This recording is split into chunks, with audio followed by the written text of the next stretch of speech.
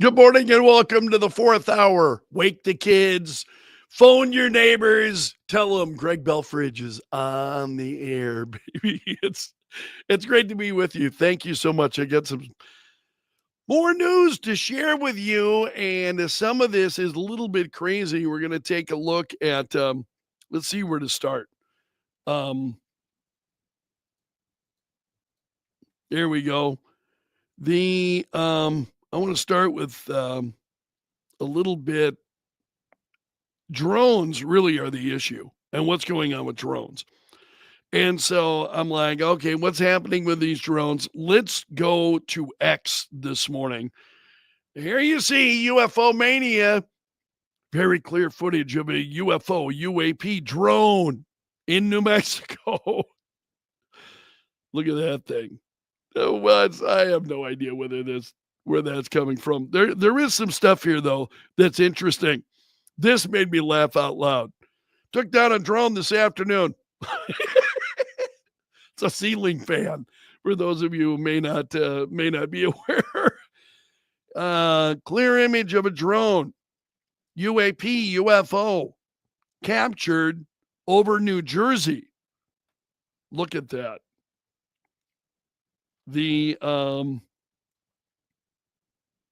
She's asking a great question here. Who remembers when China flew thousands of drones to spray toxic chemicals to disinfect the air from COVID? Yeah, remember that? China, which was pretty amazing. Now, this guy, she's claiming he's a military drone expert. I have no idea who this guy is. I have absolutely no idea. But let's take a listen to the audio and what he's got to say here. I'm making this video because I have figured out what the drone situation is. The truth. I was in the Army, active duty. I worked on drones. I was a maintenance NCO for some surveillance drones. And before that, I worked on the Apache, the Kiowa. I know aviation. So he's got some credibility. What people are not noticing is that you have two separate types of drones and two separate types of things in the air right now. First off, the drones that you see with flight lights or anti-collision lights or the things that the FAA requires, those are drones that are probably operated by the United States government. Now, the orbs that you've been seeing on the internet, that is the reason why all those drones are up there. And that is also why the government isn't telling you what's going on. And that's because the drones that you see that look like regular aircraft, those drones are up there to get some information on the actual orbs, which are actually the UFOs. All right, so that is his theory. And you saw the video that he showed. It was this. This was what he was showing. Let's see. I try to zoom in with my camera all the way up to the drone. This is what I get. It has a round like shield around it. Fucking nuts. Well, sorry about that. Zoomed in, 208. And I'll show you the drone right now. So you see the drone now up in the sky.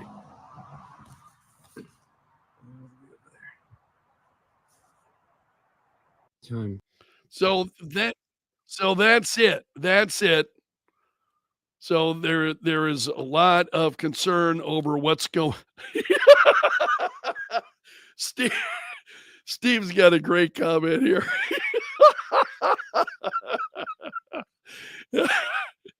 Oh man, what's going on with these drones? Everybody is wondering. There are no answers. The people who do know aren't saying anything, but I wanted to put that out there. Steve, how much have you been following this stuff on X? I know you're pretty prolific on X. And I search drones, man, and just there's all kinds of it on X. Folks reacting to that. All right, let's see what else I've got. Let's come back down to earth and see what else is going on this morning. This is, yeah, I'm with you, Steve. I think there are drones. Let's go to, I want to say that one toward closer to the end. Let's take a look at this. Senate Democrats are pushing for a constitutional amendment to abolish the Electoral College. They want to replace it with a presidential election system where the winner of a popular vote wins. So they have wanted to do this for quite a while. And what it would mean is it would devastate states like South Dakota with 3 electoral votes. I mean, you're just blown out of the water. The vote it would mean then means nothing. So they want a popular vote versus the Electoral College. And there is no end to the nutty ideas, I think, coming especially from Democrats in Washington these days. So they sent out a news release, a bipartisan resolution. I guarantee you that is not bipartisan. They get maybe 1 or 2 Republicans to sign on board. You know, the usual crowd of Republicans.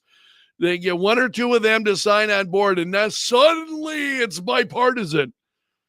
There's nothing bipartisan about it. So amend the Constitution, abolish the Electoral College. Oh, yeah, Senator Durbin, you know better than the Founding Fathers. You know better than... This is just absolutely crazy. So let's see what the reaction is from others. Senator Mike Lee of Utah slammed the proposal, calling it a phenomenally bad idea. So naturally, Democrats are pushing it. Yeah, absolutely right. Bad idea. There's no bad idea the Democrats aren't attracted to. We see that over and over again.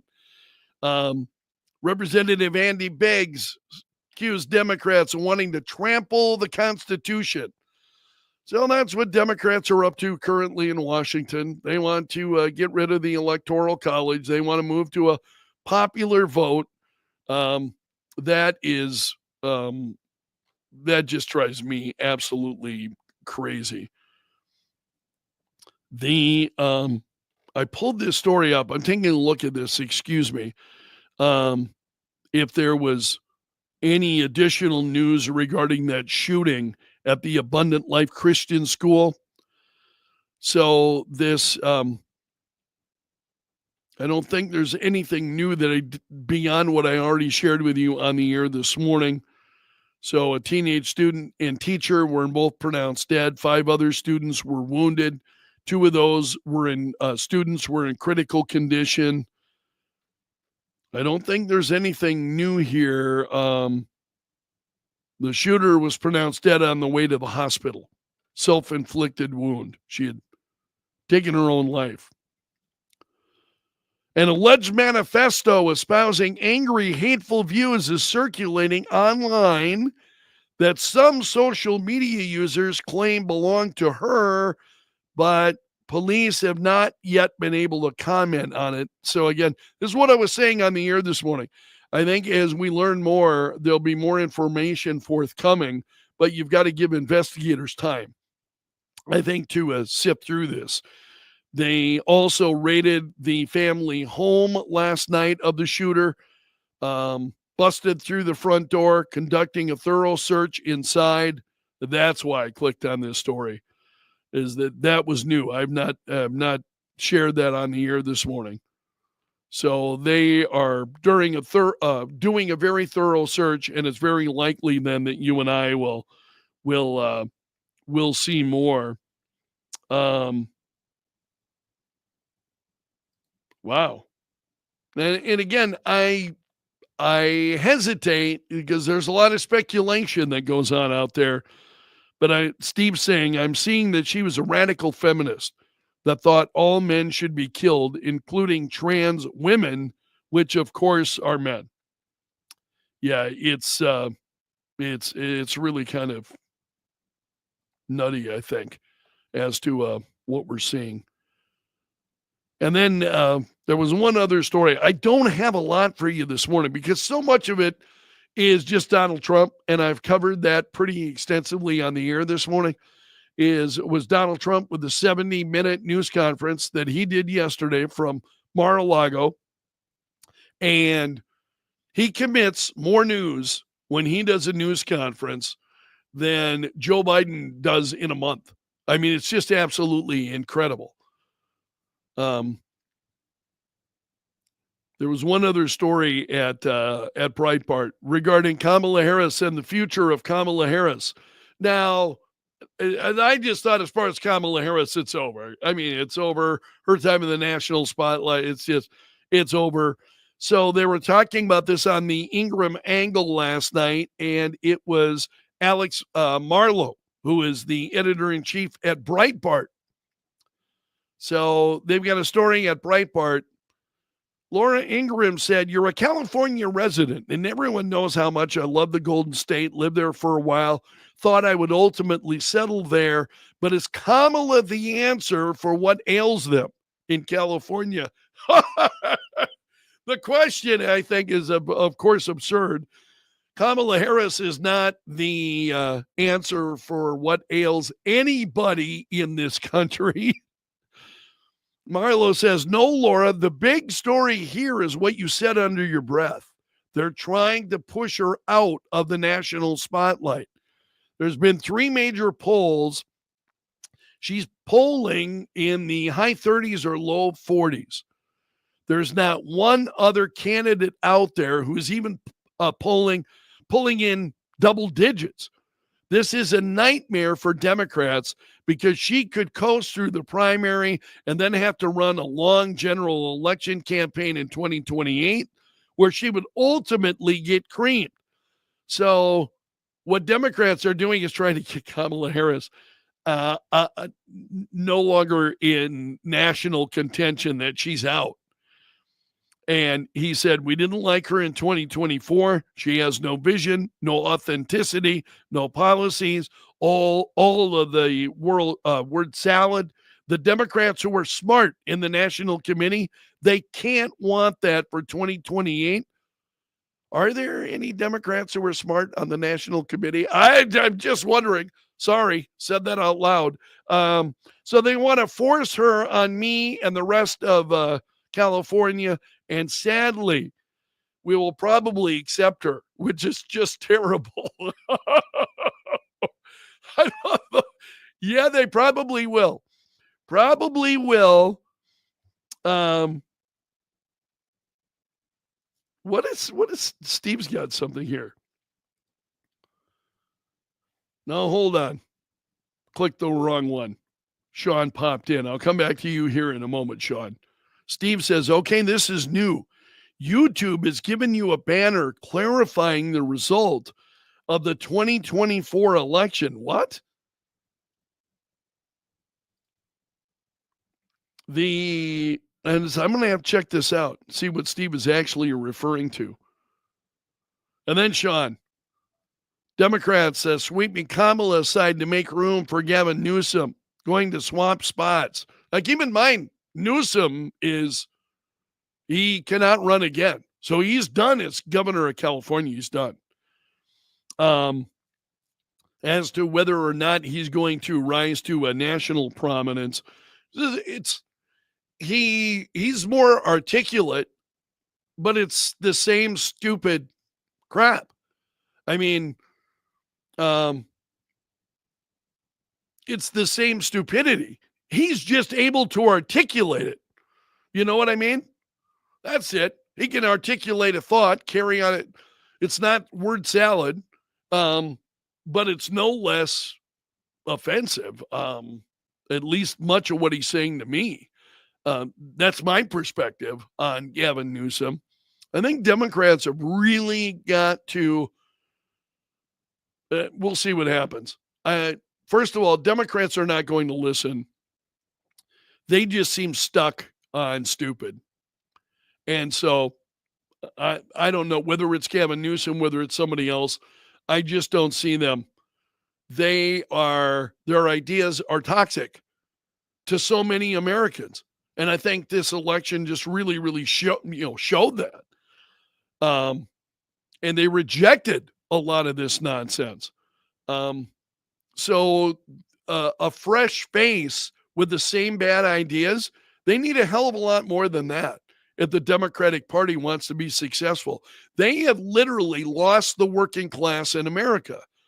And if you want to regain that, first of all, that trust is not easily regained. I think it takes a period of time to be able to regain that trust and move forward. So it's Shane's also saying here, you think Biden did bad? Look no further than Newsom. Yeah, if you thought Joe Biden was bad, and that's the thing. It's the same. Okay, so Newsom can articulate a thought. All right, fair enough. Same bad ideas. It's the same, the same thing.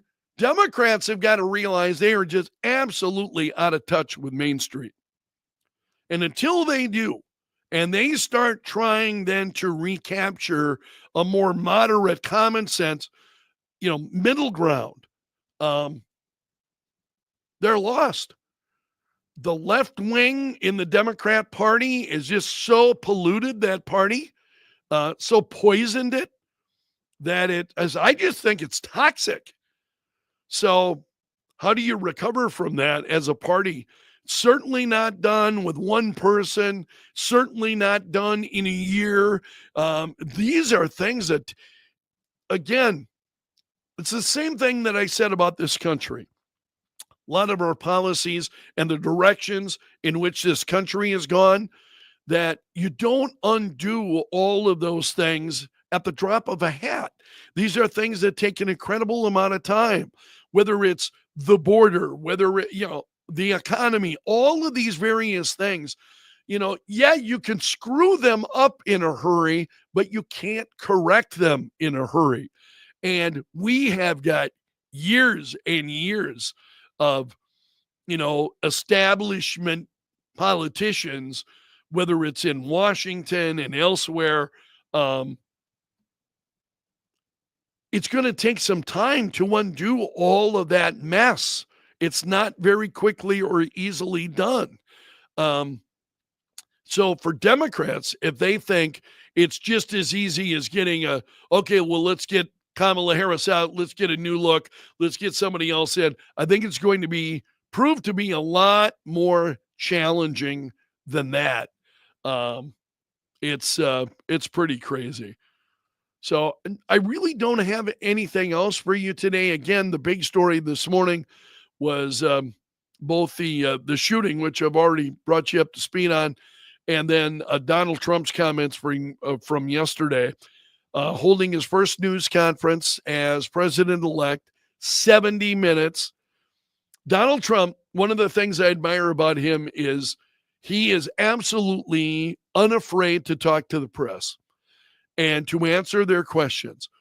And when he can't, he doesn't. He doesn't make a big deal out of it. He was asked a question yesterday as to whether he would be taking steps to go into Iran, and he's like, I can't answer that. I'm just not going to address that. I can't comment on that. He's the president-elect, for God's sake. He's not the president yet. And the idea that he would immediately be going into Iran, I mean, I think there would have to be things going on that would be in the headlines daily before you would. And this is what the media is asking him. He answers it. But Donald Trump, this is what I admire. And I admired that when he was president. And I told you that. At the time, because he would hold these news conferences and they would go on for an hour or more, sometimes 2 hours or longer, that he would, especially during COVID. Those news conferences were legendary in terms of the amount of time that they spent talking about COVID, trying to get information out. As to whether or not it was correct, I'll leave it to you to decide, but at least trying to get what officials were saying. And I think this Donald Trump presidency will be light years different from what we saw the first time around. And that's one of the reasons I'm so excited. I think the work of DOGE, the Department of Government Efficiency, as well as other things that Donald Trump has been talking about, that we've been talking about. I just think there are a lot of things that there will be a lot of things to look forward to.